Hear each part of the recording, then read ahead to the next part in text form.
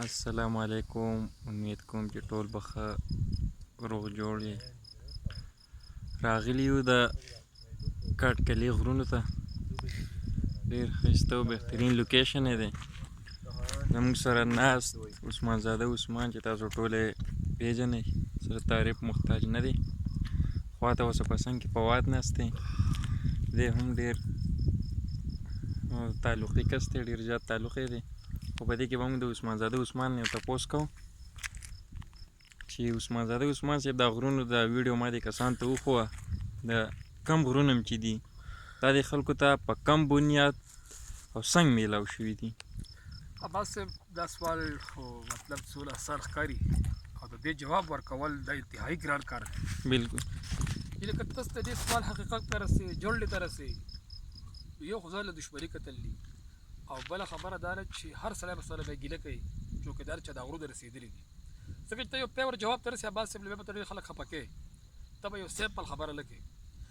څومره چې ته به غرونو باندې موږ نظر واچو نو د دې دلیل دا دی چې دا به موږ هله بدلی دی چې دا غرونه ټوټل صرف د یو خاندان وي.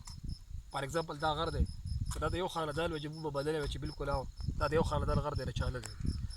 خو دا غرونه د مختلف قسمه خاندانونو کې تقسیم دي. نو د دې تقسیم بنیاد چې کله موږ لټو نو موږ ته ډېر اندوهناک صورتحال په نظر راځي.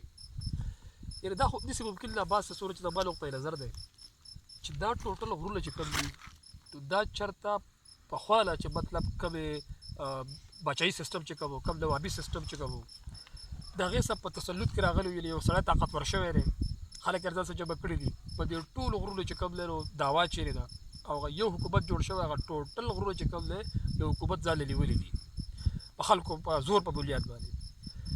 بیا د خلکو ته څنګه میلاو شوي دي هغه حکومت وخت چې کوم 1500 کال مخکې یا 500 کال مخکې 400 کال مخکې دې حکومت وخت به داسې کار کوو چې خلکو به وله چې کوم دی نو خامخا کارونه کوله، خدمتونه به یې کوله، لړایان به یې وله کولې، جنګونه به یې وله کوله، خټې به یې وله کولې. د دې علاوه ډېر زیات کارونه به یې وله داسې کوله چې هغه حکومت وخت به چې کوم و نو هغه به خوشحاله شو.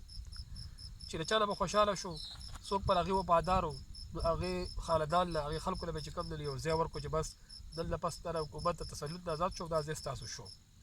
داسې مختلف قسم غونډۍ مختلف قسمه غرونه چې کوم دی نو په دې بنیاد چې کوم دی نو تقسیم شوي دي. وخت کې یو سړی وایي چې نه دا غرونه بس داسې دی تقسیم شوي، داسې موږ نیولي دي. دا اصولي ممکن ده عباس صاحب دا خبره تاسو مخکې وي چې بایي که فرض کوو یو کس راشي نو هغه لیونی نه چې بونډري اچوي چې بس زما دې ځای کې پورې دا غر شو. هغه به وایي چې زما د زیارت نه والا تر د اوسکۍ پورې چې څومره غرونه ټوټل غرونه زبا شو، هغه دومره پاګل دی نه چې بونډري ځان له اچوي.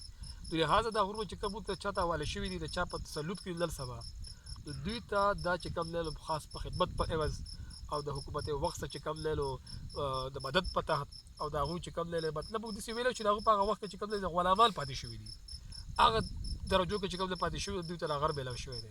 او بل چې څوک د دې کومه توجیه کېږي عباس صاحب که نه کومه چې دوی خلک کوي نو دا ډېره اللاجیکل او غیر منطقي خبره ده چې کوم دوی توجیه کوي. دا زما نقطه نظر دی او کېدای ستاسو نقطه نظر دې نه بدلې عباس صاحب. فواده ته څه وایې؟